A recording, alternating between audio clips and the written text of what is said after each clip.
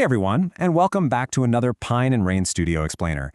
Today, we're investigating a massive, sudden, and frankly, fascinating contradiction in the rhetoric coming from top tech executives. If you've been following the artificial intelligence space over the last few years, you've probably experienced a bit of whiplash lately regarding what this technology is actually supposed to do to our economy.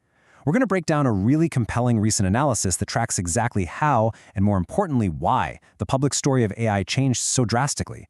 We are talking about billions, even trillions of dollars, high-stakes corporate strategy, and a narrative pivot that honestly impacts all of us. Okay, let's dive into this.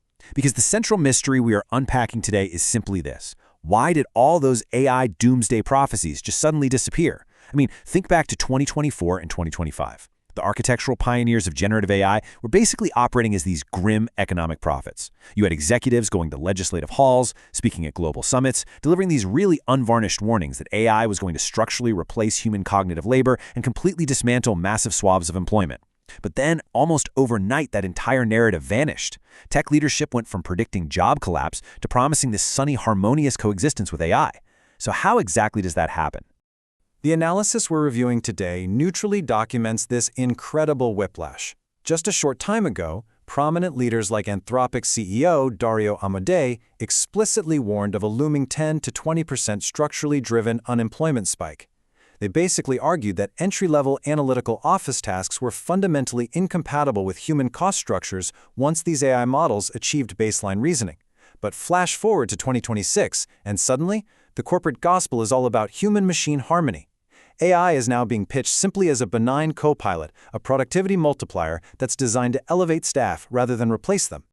This dramatic about-face is perfectly cemented by OpenAI CEO Sam Altman, who literally said, "I'm delighted to be wrong." When they were confronted with the ongoing wave of white-collar tech layoffs happening in recent fiscal years, the analysis points out that these executives began deploying an externalized defense mechanism.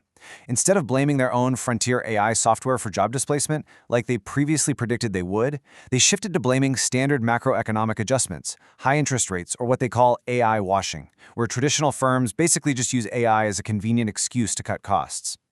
Section 1. The regulatory smokescreen, distracted by sci-fi doom. So what was the actual purpose of that initial doom and gloom rhetoric? Well, to understand this, we really need to look at a concept called P-doom, which stands for the probability of existential catastrophe.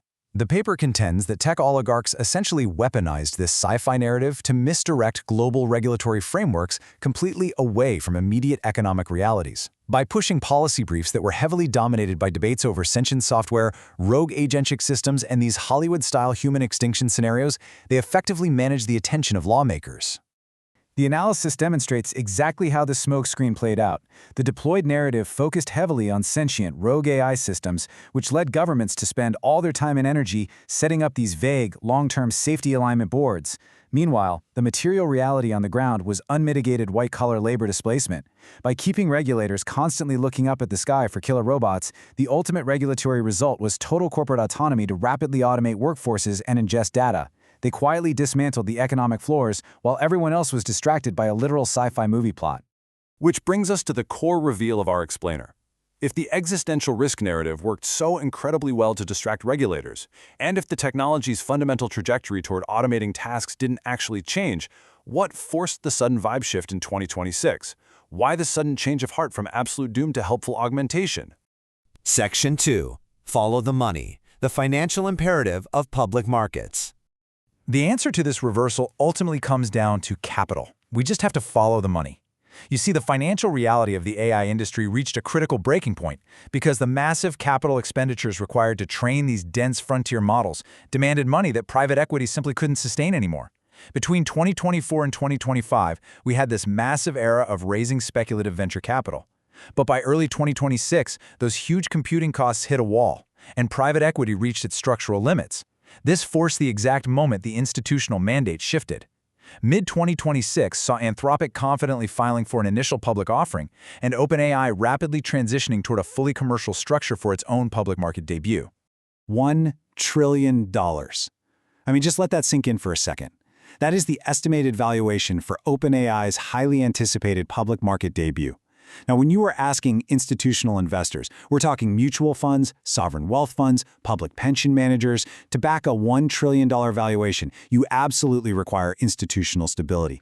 You cannot, under any circumstances, be seen as an unpredictable, chaotic force. There is a huge, fundamental conflict at the heart of this story. Silicon Valley venture capital, it thrives on radical, unregulated disruption and hype. Pitching an economy-destroying engine works incredibly well to drum up VC funding. But the public markets are the exact opposite. Institutional public market capital deeply fears systemic existential risk and instability. A technology company that enters an IPO roadshow advertising its primary product as a tool for widespread middle-class labor destruction, that is a massive, radioactive liability for Wall Street. Because if you tell the public markets you are actively destroying jobs, you invite immediate antitrust scrutiny, targeted labor union resistance, severe tax penalties, and aggressive regulatory retaliation. The analysis basically argues that the new, much more palatable story of worker augmentation isn't actually a reflection of a new technological reality at all. Instead, it's a mandatory financial asset. It was specifically engineered to prevent these pre-IPO interventions and secure a highly sanitized outlook for institutional buy-in. Section 3. The 1980s Playbook. White-collar AI as the new offshoring. So, the crucial point is, if augmentation is just a financial PR strategy, what is actually happening underneath the hood? Well, the source claims we've seen this exact playbook before. Back in the 1980s, corporate executives used globalization to bypass domestic labor and dismantle manufacturing unions, shifting blue-collar production to unregulated foreign economies.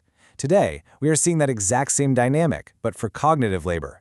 Generative AI is essentially a virtual, cloud-based offshore destination for white-collar work. The ultimate corporate ideal remains completely unchanged, the absolute minimization of human overhead. And what does that cognitive outsourcing actually look like in practice? We're talking about tasks like legal research, contract review, software development, marketing, and even corporate financial forecasting. These can now be outsourced to an enterprise-grade language model for literally pennies on the dollar. And the real kicker here?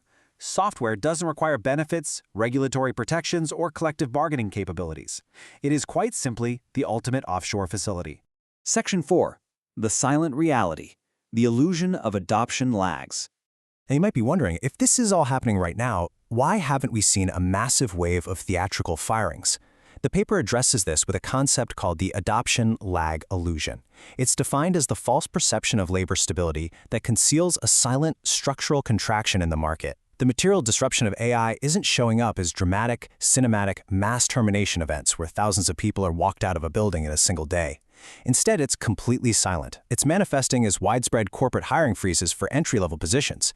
It's severely reduced recruitment pipelines for recent university graduates in fields like computer programming, copy editing, and junior analysis. The capital incentive to automate is absolute. It's just being implemented quietly to keep the waters calm until these companies finalize their public listings. Which leaves us with an incredibly important question to ponder.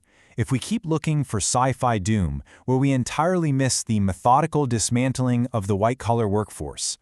This sudden reversal by the leadership of these massive AI firms represents an absolute masterclass in financial narrative management. They didn't change their tune because the tech became less disruptive. They changed it because they needed Wall Street's money. It is a brilliant reminder to always look past the corporate messaging and follow the structural financial incentives. Think critically about what we've covered today and ask yourself, who really benefits from the story we're being told? Thanks so much for joining me for this PINE+RAIN Studio Explainer.